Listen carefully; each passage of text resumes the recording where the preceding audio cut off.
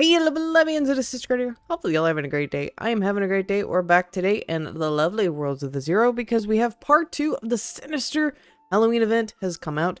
So we're going to go ahead and check it on out. So if you have not already, please make sure you smash the like button, do the same subscribe button. I really appreciate it a lot. And let's get right on into it. So first things first, we have the boss, which is over there. And we have the Halloween shop or the ticket shop.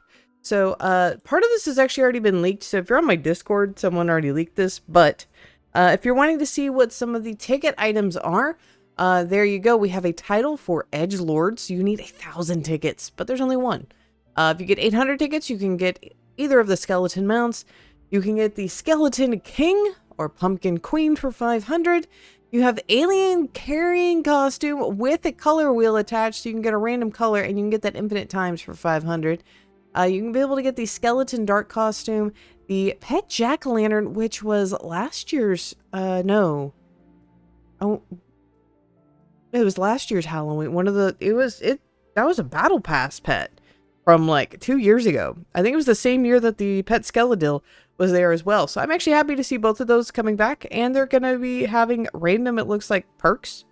So if you're wanting to hunt for a decent one, I do know the Pet Skeledil, really good damage output, so that's up to you. Spooky Tree emote will also be up for 200.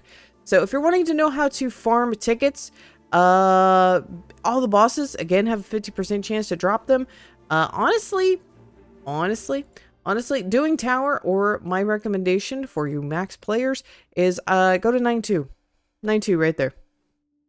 There's 2 bosses, 2 chances to get it. Really good chance. Or you can go do the big guy behind me. Now, what they've added this year, which is really kind of cool, and I'm really glad they've added the event arena, which this is all information right here is also displayed over here, but it looks nice and prettier and easier for me to show.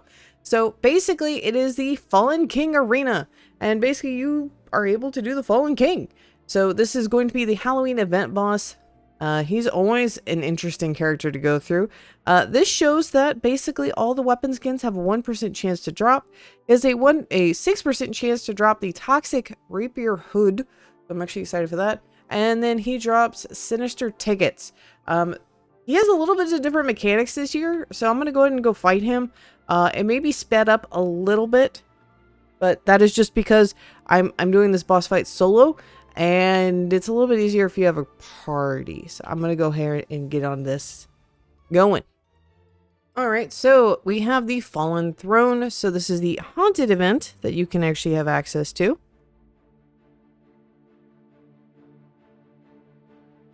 So we have the same throne room. However, if y'all notice, there's a few added new features.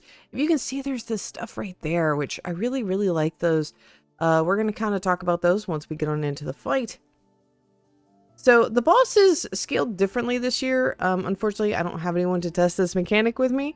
But basically, the boss is scaled now to where if you're level 1, you're going to do damage like you're level 130, if that makes sense.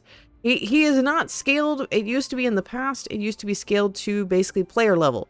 And everyone's player level was kind of average, and that's what you get. So the meta was that we would get a bunch of level 1s in with 2 high levels, and yeah.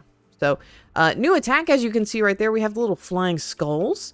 So that is a different attack. Also, you're seeing mobs. They're spawning out of these portals, which I actually kind of really like this as a overall boss mechanic. It's something very different. Now, much like previous years, you do have 2 lives when you go and fight this guy. So if you do die, it's not the absolute end of the world. He does have some similar mechanics as previously, which is he does do the big orb attack. The new bombardment mechanic, which kind of similar if you fought Igneous, that's kind of how I can describe that attack for you, is it reminds me of Igneous's following attack, so all you have to do is just kind of sprint out of there. It's pretty easy, I'm not even gonna lie. And again, he's gonna cycle back to getting those little skulls that they do quite a bit of damage. No, okay, cool. So if you've played this before, you remember the cursed feature where you would get cursed and you would have to defeat 3 mobs. Well, here's the problem with these lovely, lovely mobs. It used to just be 1 mob or an elite. Now, from what I'm seeing, they're doing 3. So there's a chance you can die while doing this if you don't have enough damage output. Now, I will say this boss is still soloable, from at least what I saw while it was occupying in the test server. So, if you're watching this video and it's just been a few minutes after the update, I am probably still streaming, so you're more than welcome to come and join us while we are fighting the boss. But overall, I will have to admit, compared to previous bosses, this guy seems significantly less buggy, and it's a little bit more of an pleasant experience, at least just playing like my own solo kit, not having anybody else. Now, at around half health, he's going to grab into the ground and he's going to pull out his mighty sword. And with this, what he is going to end up doing is you've got to basically have him chase you around the arena. And of course, we have those little portals back, so his little minions can spawn back in. So kind of keep that in mind. You do have to deal with that. And we do have the cursed feature as well. And this time I have a lot more curses, so I don't know if I will actually survive this. Hold on. There we go.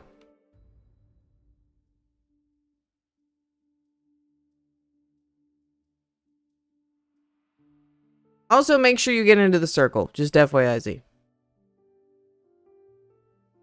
And again, as long as you're inside those little circles, should be fine. Now, the boss, when it gets to this stage, I would kind of say it's kind of the same as it was when we played the last couple years. Doesn't really have too many big sequences, kind of the same. We see the big tendrils coming out. That's the same mechanic, same boss fight. So as long as you're staying away, it's fairly easy. All in all, this boss is probably, if you're soloing it, probably going to take you about 4 to 5 minutes. If you're in a group, I anticipate it's probably going to take a little bit less time, and it's going to be a little bit more forgiving, because again, you have a group. The mobs are still able to be summoned at this point, so there's still more ads, so kind of keep that in mind. So all in all, I love the boss fight. Boss fight is always probably one of my more favorite mechanics that they bring in. The Halloween and the Christmas boss are always love them. So once the boss gets down, so he's going to drop a bunch of stuff on the ground. He's going to drop candy corn. He may drop tickets. So kind of make sure you're paying attention to what he is dropping. You're going to get quite a bit of different stuff.